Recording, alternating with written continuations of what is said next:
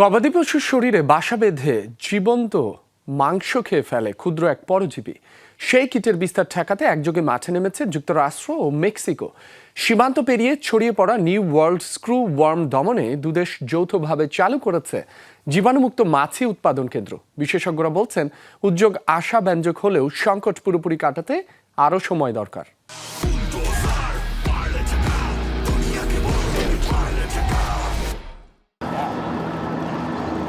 মেক্সিকোর দক্ষিণাঞ্চলীয় চিয়াপাস অঙ্গরাজ্যের মেতাপাত দে দোমিঙ্গেস এখানেই পুনরায় চালু হলো নিউ ওয়ার্ল্ড স্ক্রুওয়ার্ম দমনে জীবাণুমুক্ত মাছি উৎপাদন কেন্দ্র। 5 দশকেরও বেশি সময় পর সীমান্ত জুড়ে ছড়িয়ে পড়া এই পরজীবী ঠেকাতে এটি যুক্তরাষ্ট্র ও মেক্সিকোর সবচেয়ে বড় যৌথ উদ্যোগগুলোর একটি। নিউ ওয়ার্ল্ড স্ক্রুওয়ার্মের লাভা গবাদি পশু, বন্যপ্রাণী এমনকি মানুষের শরীরের ক্ষতস্থানে ঢুকে জীবন্ত টিস্যু খেতে শুরু করে। দ্রুত চিকিৎসা না হলে আক্রান্ত প্রাণীর মৃত্যু পর্যন্ত হতে পারে। বর্তমানে মেক্সিকোতে প্রায় 1900টির বেশি সক্রিয় সংক্রমণ রয়েছে।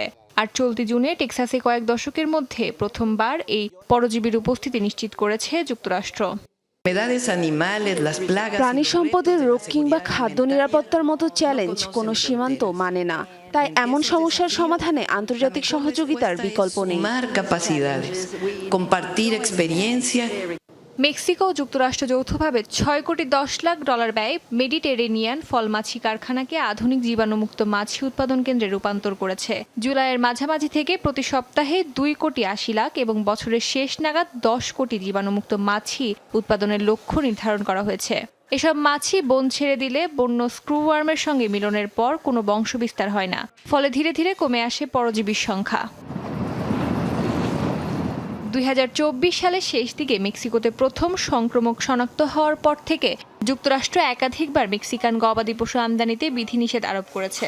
এতে দুদেশের সীমান্তবর্তী পশু বাণিজ্য ব্যাপকভাবে ক্ষতিগ্রস্ত হয়েছে। খামারিরা বলছেন, কারখানাটি আরও আগেই চালু হলে ক্ষতি অনেকটাই কমানো যেত। দেরিতে হলেও এটা যে শুরু হয়েছে এটাই আমাদের জন্য সুখবর। এখন আমাদের সত্যিই সরকারের সহায়তা প্রয়োজন, যাতে আমরা আবারও স্ক্রুওয়ার্ম নির্মূল করতে পারি। বিশেষজ্ঞদের মতে এই উৎপাদন সক্ষমতাও পুরোপুরি স্ক্রুওয়ার্ম নির্মূলের জন্য যথেষ্ট নয়। অস্মিতা বিশ্বাস, যমুনা নিউজ।